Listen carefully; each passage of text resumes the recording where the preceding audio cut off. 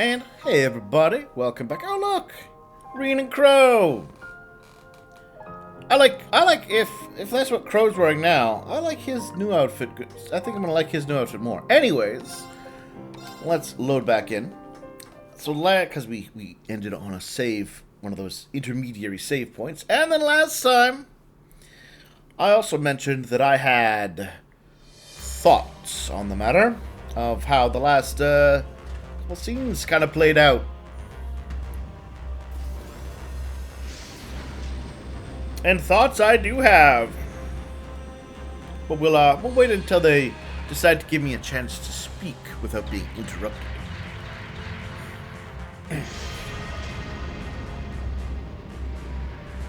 Stealth technology.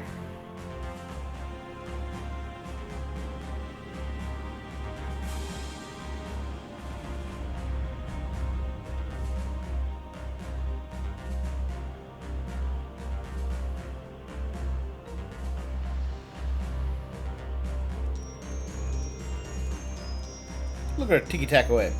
Alright, this seems like a good place to have our little thing.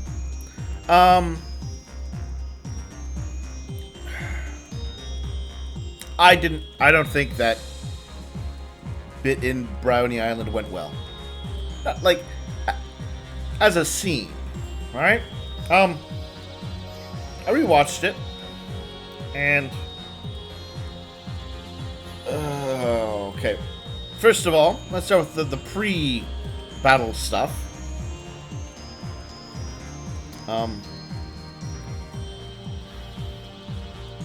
It was... So, they introduced the idea that,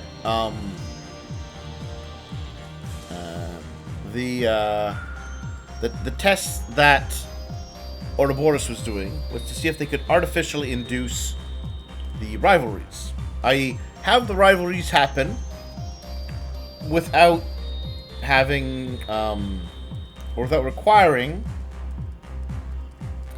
the world to be being ravaged by war. Okay? Cool. We now know what their studies were at least somewhat for. By if they can induce the rivalries artificially, the world doesn't have to be at war, yet they can still achieve their goal. For unknown reasons, but they can achieve their goal of restoring the Great One. Alright? The Septarian of Steel. Okay? Cool. And the prior what Vita did in the Infernal Castle, same idea, didn't work.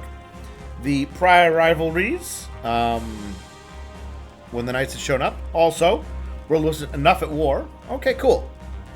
We've established rules. Alright? That's fine. That works. What do they then do? They artificially cause a rivalry, and it works. So... so that's this is one of the problems with writing, right? If you're going to establish rules and explain things, don't then instantly contradict it to your viewers, your readers, right? If if you're writing, if you're writing like a fantasy novel, right? And you've established in the novel, mages have to speak to cast their magic, right? Right at the beginning, you establish that fact. And then within the first chapter, you have lots of people contradicting that fact. The establishment of the mages having to speak to use their magic was pointless. It was a distracting red herring that's only going to take people out of the moment. I'm not saying you can't break your rules. But if you're going to introduce the rule and then break it right away without real explanation, which they definitely didn't explain why this time it was going to work, it's just not going to be. It's not going to get people to invest in your setting, right?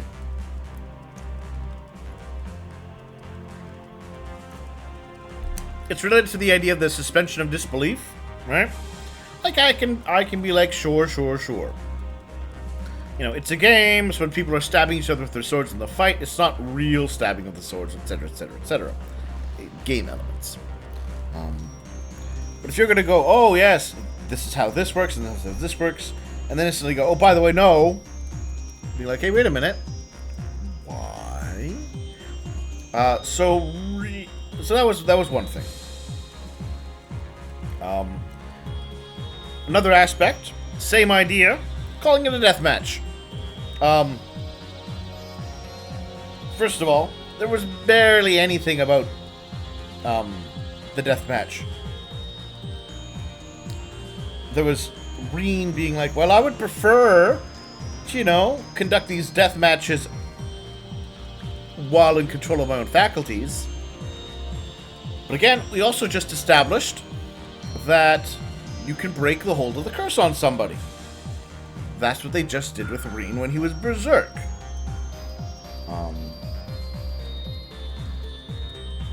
So the idea, no one was like, hey, wait a minute, no, he isn't going to go to berserk. We can, if he does, we can snap him out of it. And he's got magic clothes now to help him control that. Never got brought up. No one was like, you know, when the two of them were like, hey, we should fight, we can do the rivalry now. No one was like, hey, wait a minute. No, we can find some other way. We can't kill Crow and Duvalie here. Right? Or at the very least, kill Crow.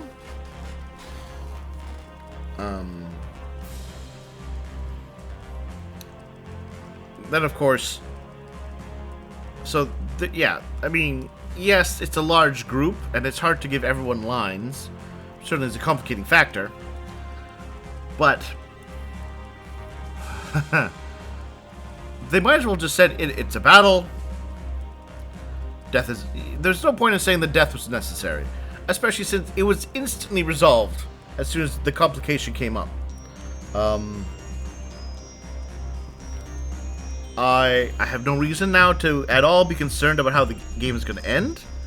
Right? Like, you could easily had, like...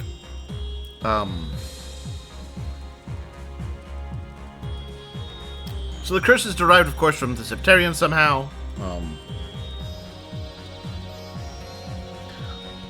You could have saved... Like, presumably, this is setting up for a confrontation with the Septarian. Kind of like,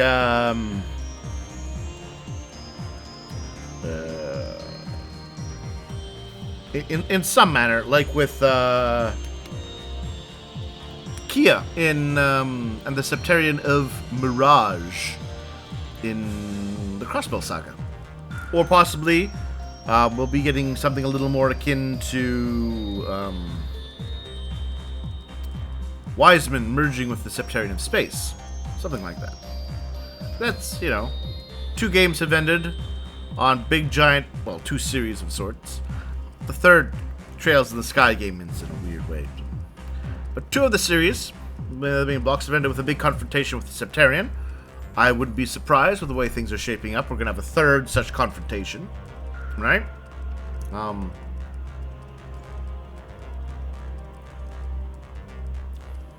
They could have left it...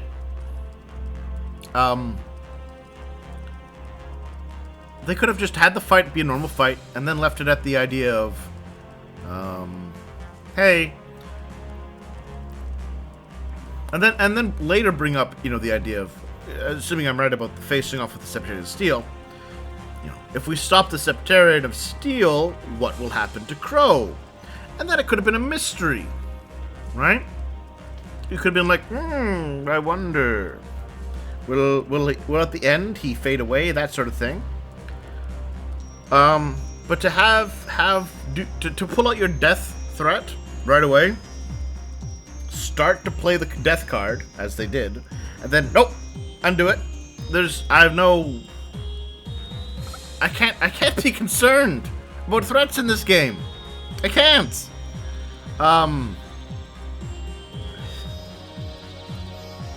There's,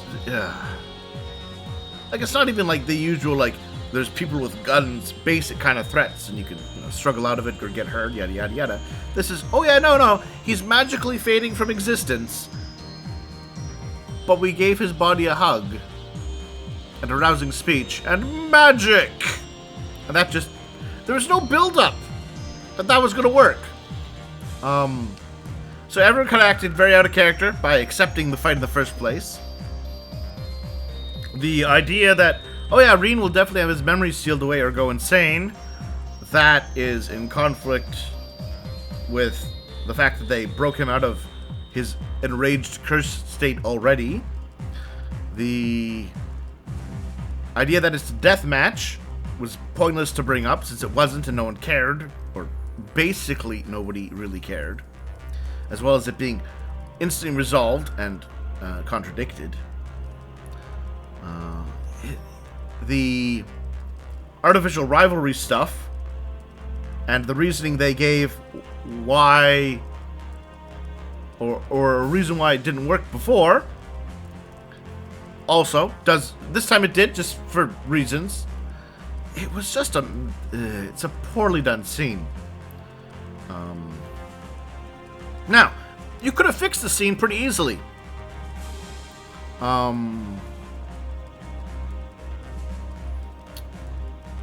You could have said, it would have been easy to fix the scene, actually, in a lot of ways. Regarding my first complaint about the artificial rivalry stuff, easy resolution.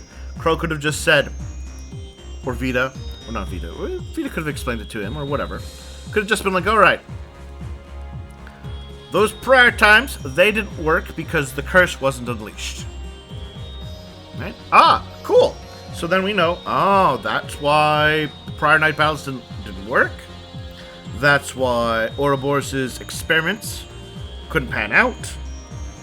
Right? And we could have skipped the whole needing to be at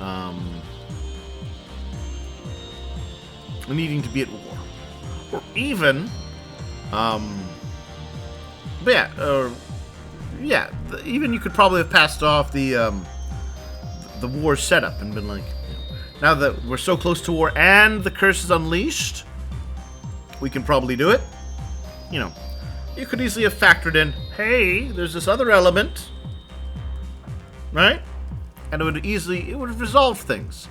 We would have had the explanation about why they were taking those actions and why it could work different this time. Didn't bother to do that. Calling it a death battle? Completely ignore it. Don't even bring it up.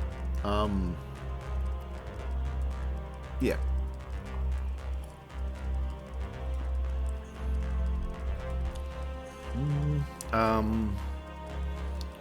At most, you could have been like, Crow could maybe have made a comment about, just at the end, about how, while the curse remains, he can live, and then just leave the rest of it alone. But yeah, the death battle stuff should have been entirely next. Having them go into it like with the death fight, yeah, no. Also having them bring up the idea about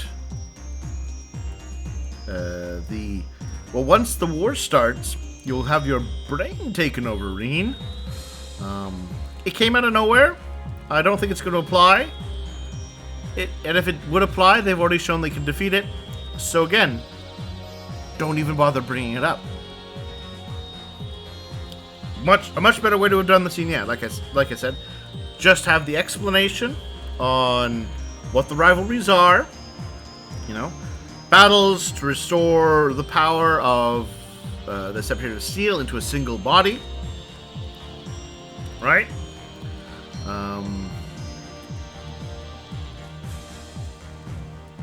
And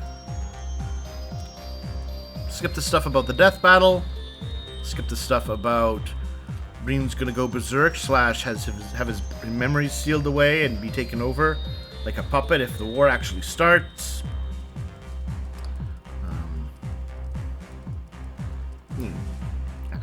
It was... it wasn't a good scene. Also, like I said, after them pulling their, oh look and fade away and now be saved trick, I have absolutely no doubt. There isn't even a question that at the end of the game, Crow's going to be fine. Curmillion, they're going to be fine. It was a mistake to have them to try to threaten them with death and then undo it so instantly. And also, we're really hitting a dangerous level of friendship and unexplained magic will fix all of our problems. We are definitely hitting a dangerous level of that. And when the rules of a situation just kind of become whatever, it's hard to get invested.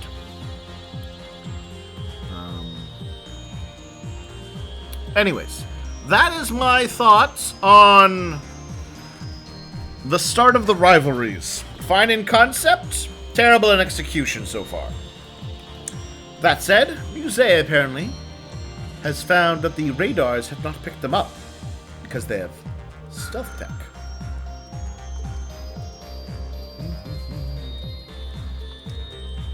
It's nothing really. I'm sure it has. Are you sure you can make it work?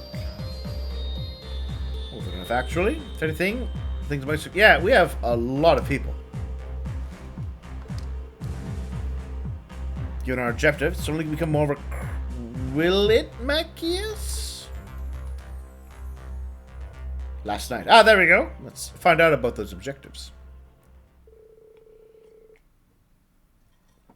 I want to go find Tony on the students. Ah, okay. Yeah, we all felt their presence back at the workshop. I remember sensing Toa, Princess Alphen, and Elise. Alphen gets to count. She's never been part of Class 7. Or even the school. There's two, but it's hard to make them all out.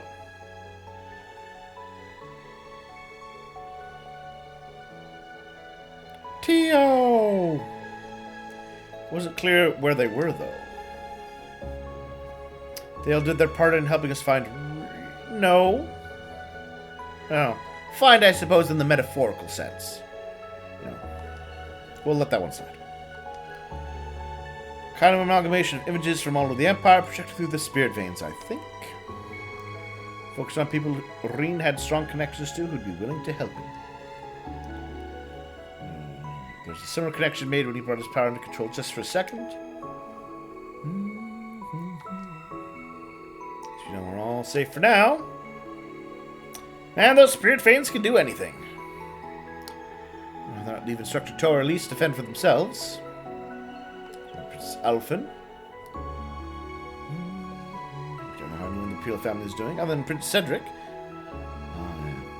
Anybody think we're going to kill Cedric? No.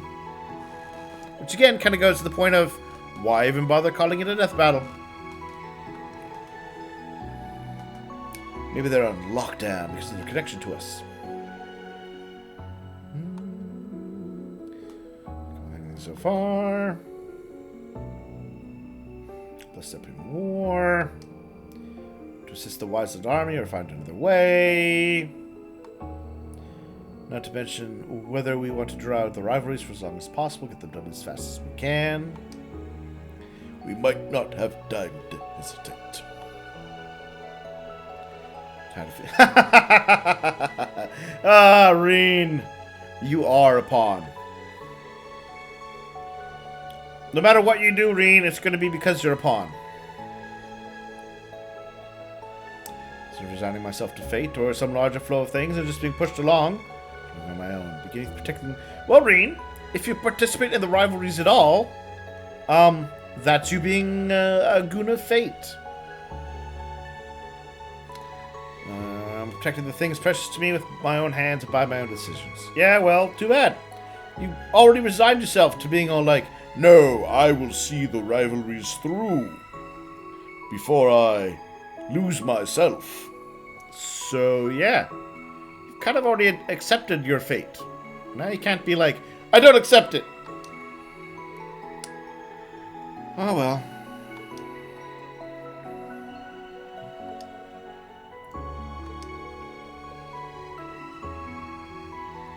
It's kind of what I meant about, like, if you're going to say one thing, don't instantly contradict it into the very next scene.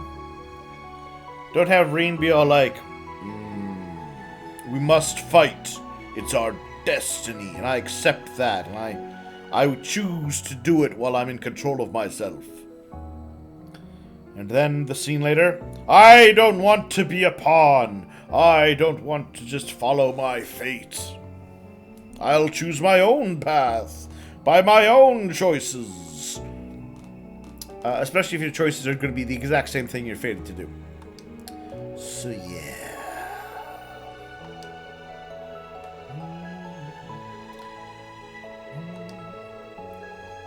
Also, you should be definitely talking about what happens at the end of the rivalries. The Great One is restored, and then what? You should put a little bit of thought into what's the end game here.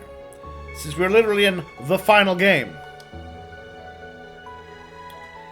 Fight for you. I think our bonds can spread throughout the Empire. Maybe even the world. Nobody uses a pawn, huh? Sounds good to me. Okay, haven't you? I always knew you were the heart and soul of Class 7. Now you're spreading your influence out further and further. Well, the ladies do love him. I don't know. Someone else would have done it, Reen. The world wouldn't be about to end if it wasn't for me. And also, again, like...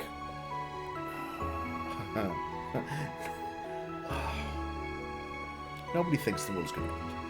Well, sorry. I take it back. You guys all think it's going to end for reasons I'm unsure about. The villains clearly don't. Oh yeah, that reminds me. Another reason why we shouldn't have ever thought that it was pointless to call them a death battle early in this game, right? Rutger, who is an awakener, appears to be brought back from the dead. In a very similar situation to Crow. He clearly seems to think he's gonna continue on past these events when he was making his offer to Crow, so why even bother bringing up it's a fight to the death? Anyway, so yeah.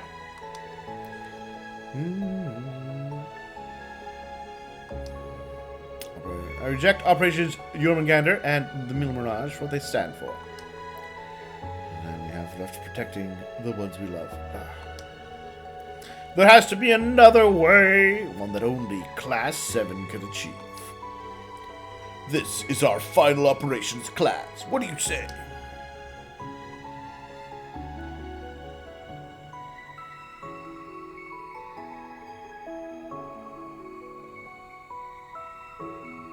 Let's do it.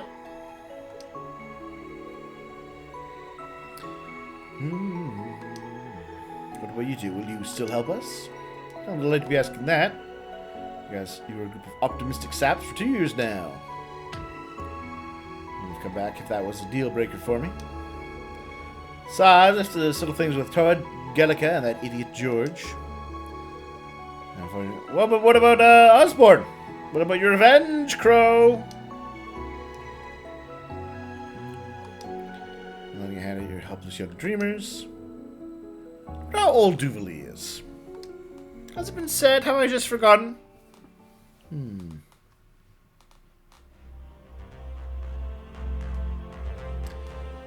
Wait for suiting up. Oh, there we go.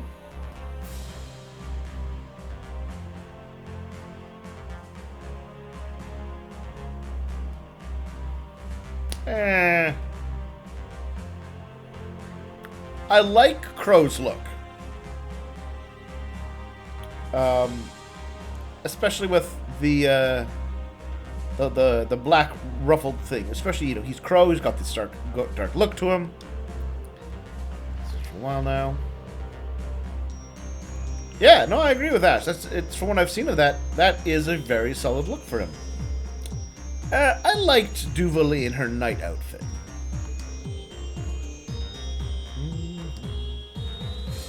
Soldier's armor is the soldier's pride, but I do carry plain clothes around for when I need to blend in.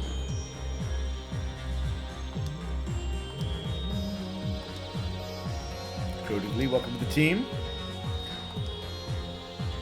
More small, we fumble around searching. Security is on the rise.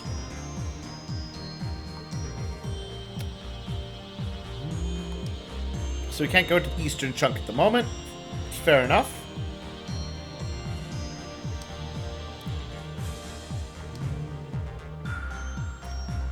Check how things are one area at a time.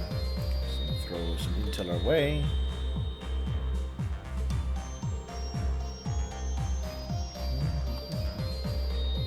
Guild members on the move. Domestic and Liberlian. Oh, there's Calvardian guild members. Isn't Zin/Zane, depending on the game. Calvard?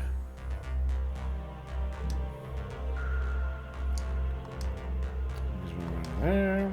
Hey, the computer! The Computron! God, there's a lot of us. Wants a cash? Sounding just what it used to be. For sure suffering. Just in Parm. Okay? This is pretty good fortune to acquire some rare ingredients. Post haste, so I'm going to search them myself. Ambergris. The Pink Death. Horrible monsters. Okay.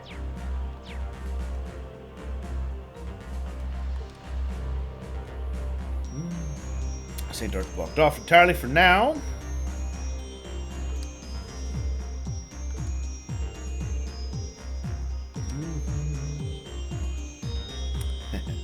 I don't know. Why don't we just have everybody attack the monster at once?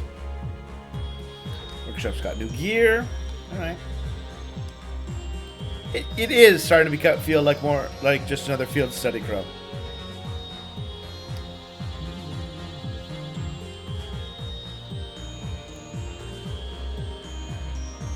To go for discussion and the others, I have assigned the duty of first watch to me. Around. I appreciate the concern, you guys. I feel perfectly fine.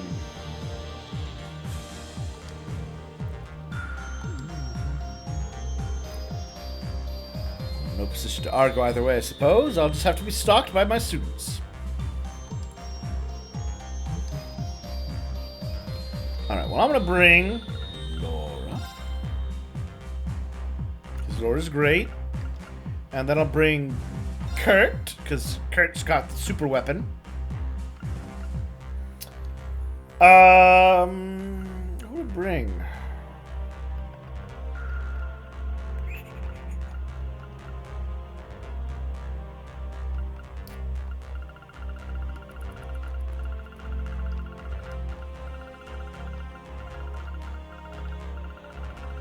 How many characters are there?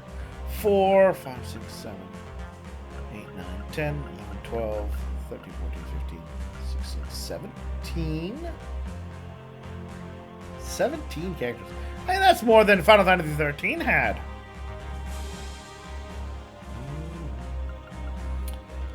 Who to bring? Let's look at some stats.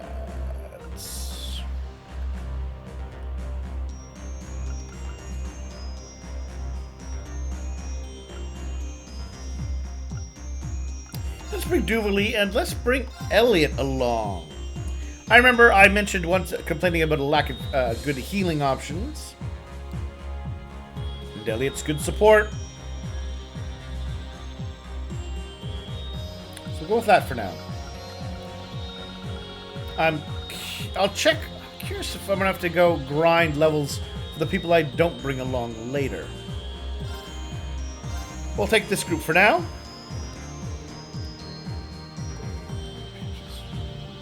Increase rewards. If I at least one of the story progresses when I complete at least one of the 2 semi card quests. Bonding points. A heart indicates a special memory you share with that character.